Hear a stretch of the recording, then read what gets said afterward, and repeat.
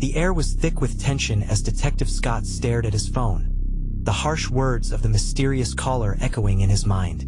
The chilling warning, if you care about your life and that of your precious sister, you'll stop looking for her. You have no idea what you're up against. Rang in his ears. His heart pounded.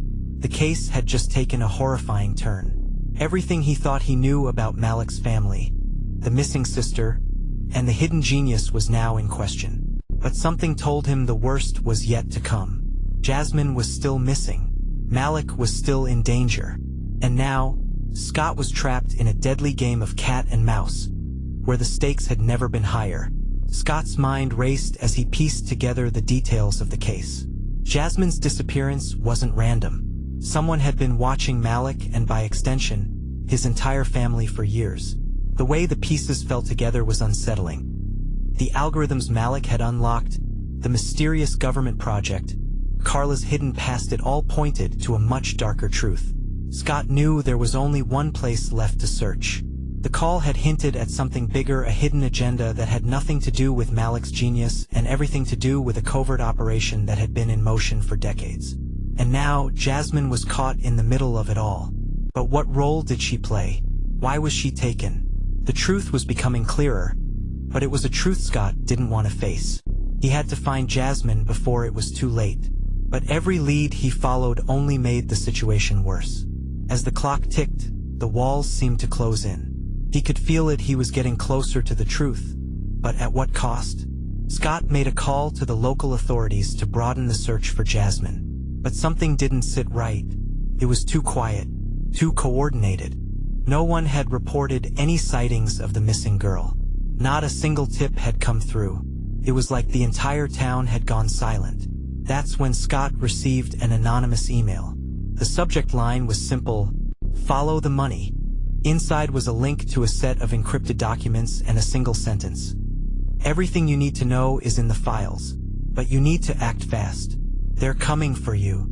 Scott didn't hesitate.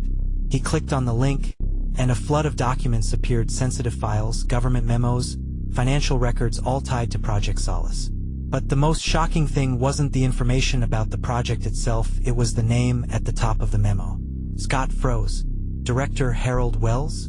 The same Wells who had been implicated in several high-profile corruption cases within the government. The same man whose name had been linked to shady dealings in classified military projects. It was a name Scott had heard whispered about in back rooms, in corridors of power, someone who pulled strings from the shadows. Wells was no stranger to scandal, but this was different. Wells had been in charge of Project Solace, the covert operation that had manipulated Malik's family and others like him. But why was Jasmine involved? Why had she been taken? Scott's pulse quickened. He had to get to the bottom of this fast. Wells wasn't just a figurehead. He was the puppet master. He had orchestrated everything: Malik's genius, the secrecy surrounding Carla's past, and now the kidnapping of Jasmine. This was no coincidence. As Scott delved deeper into the files, one document caught his eye. A confidential report from the National Intelligence Agency, dated just weeks before Jasmine's disappearance. The report detailed a massive government operation, a covert attempt to create a new breed of intelligence agents by genetically altering the DNA of select children. And that's when the bombshell dropped. Jasmine wasn't just a victim. She was part of a secret program too, one that involved the modification of genes to enhance cognitive abilities. The truth hit Scott like a freight train. Jasmine wasn't just missing, she had been chosen for something far darker than he had ever imagined. The program, codenamed Project Genesis, was the next step in the government's attempt to create the perfect spies, the perfect minds for national security. Jasmine, with her unique genetic makeup, had been identified as a prime candidate. They hadn't just been watching Malik, they had been watching her too. Scott felt the world slip out from under him. He had been chasing the wrong target. Malik wasn't the key. Jasmine was. And now, the forces behind Project Genesis were hunting her down, desperate to use her for their own nefarious purposes. But it wasn't just the government involved. There were other players, ruthless individuals and organizations that had been involved in the project from the start. The implications were terrifying. Malik and Jasmine weren't just victims of circumstance. They were pawns in a much larger, more dangerous game. With this new revelation, Scott knew he had only a limited window of time. The people behind this project weren't just interested in using Jasmine for her abilities, they were going to eliminate anyone who got too close to the truth. He called Malik. But once again, the line went dead. Scott had to act fast. He knew Wells would stop at nothing to protect his project. The entire operation was too important, too valuable to let anyone, even a rogue detective, interfere. With his heart racing, Scott traced the source of the email back to a remote location on the outskirts of town. It was an abandoned warehouse, but something about the location felt wrong, too wrong. He didn't know what he was walking into, but he had no choice. The final showdown was approaching. Scott's footsteps echoed through the abandoned warehouse as he cautiously stepped inside. The air was damp and stale, and a sense of foreboding crept over him. The place was eerily quiet. He moved quickly, keeping low, scanning every corner for signs of movement. Then he saw them, figures in dark clothing, standing by a truck, loading something into the back. A silhouette moved forward, and Scott's stomach dropped. It was Malik, but something was different. Malik's eyes were cold, devoid of emotion. The boy who had once been desperate to find his sister, the boy who had been unaware of his own genius, was now a tool, a weapon. "Malik," Scott called out, his voice tight with urgency. Malik didn't respond. He just kept moving, lifting a large case into the back of the truck. "Malik, snap out of it," Scott shouted. But it wasn't Malik anymore. At least not the Malik Scott had known. The boy was now a part of something far darker, something more terrifying. Before Scott could react, a figure emerged from the shadows. It was Director Harold Wells. Well, Detective," Wells said with a cruel smile. "I was wondering when you'd show up, but you're too late. The game's over." Scott's heart raced as Wells stepped closer. "You don't have to do this. They're just kids. You're playing with their lives." Wells laughed, the sound sharp and mocking. "You don't get it, do you? They're not just kids. They're the future. My future." Then Wells gave a subtle signal, and Malik turned, his eyes cold as ice. "Get in the truck, Detective," Wells said, his voice low. "It's time you learned just how deep the rabbit hole goes." The air was thick with the stench of betrayal, and as Detective Scott stared into Malik's cold eyes, his mind raced. This wasn't the kid he had once known.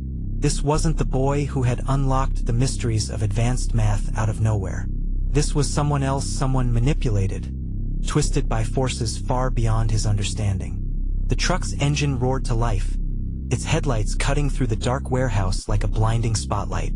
The figures behind the truck, shadows cloaked in mystery, moved swiftly and efficiently, preparing for something big. Something Scott was dangerously close to uncovering. But Malik didn't flinch. He didn't react. He was like a puppet with strings pulled tight by someone or something Scott didn't yet understand. Wells' voice sliced through the tension, a malicious edge to his words. "You really don't get it, do you, Detective? This isn't about Malik anymore. It's about control. It's about power. And you're about to witness the endgame." Scott's heart pounded in his chest. The truth had been closer than he ever imagined, but now he was standing at the precipice. The truth was more twisted, more insidious than he could have ever predicted. Scott's pulse quickened as Wells stepped closer. He needed answers now. His mind raced, trying to piece together what he had uncovered, but the pieces weren't fitting. This had gone from a missing persons case to something far more dangerous. He'd thought the government was behind it all, the secret projects, the manipulation, the genetic alterations. But now it was clear that there was something far darker at play. Wells smiled, savoring the confusion in Scott's eyes. Project Solace wasn't about creating genius, Wells said slowly, letting each word sink in. It was about creating obedient soldiers. Soldiers who could access knowledge, process information, and execute operations on a level no one could ever anticipate. Scott felt his stomach churn. Obedient soldiers. It sounded like something out of a dystopian nightmare, not a government research project. But Wells wasn't done. The real bombshell was coming. You see, Malik wasn't just chosen for his intelligence. Wells continued, his voice calm, almost clinical. He was chosen because of his genetic potential. His brain doesn't just solve problems, it rewires itself, adapts. And he's not alone. Jasmine, she's the next stage, the final step in the evolution of this project. Scott's breath caught in his throat. Jasmine was more than just a victim. She was part of Project Genesis, and her disappearance wasn't random. She was the key, the next phase of the genetic alterations that would turn children like her into something more than human. Something capable of controlling vast amounts of information at lightning speed. And someone had just activated it. The twisted truth hit Scott like a freight train. The government hadn't just created these children, they had turned them into weapons. Weapons of mass intelligence. But there was a far darker truth buried within Wells' words. Malik was the prototype. Jasmine was the final experiment. "Do you understand, detective?" Wells asked, watching as Scott processed the shocking revelation. "This isn't just a few isolated cases. This is the future. These children are the new frontier in warfare, intelligence warfare. And Malik's abilities are just the beginning."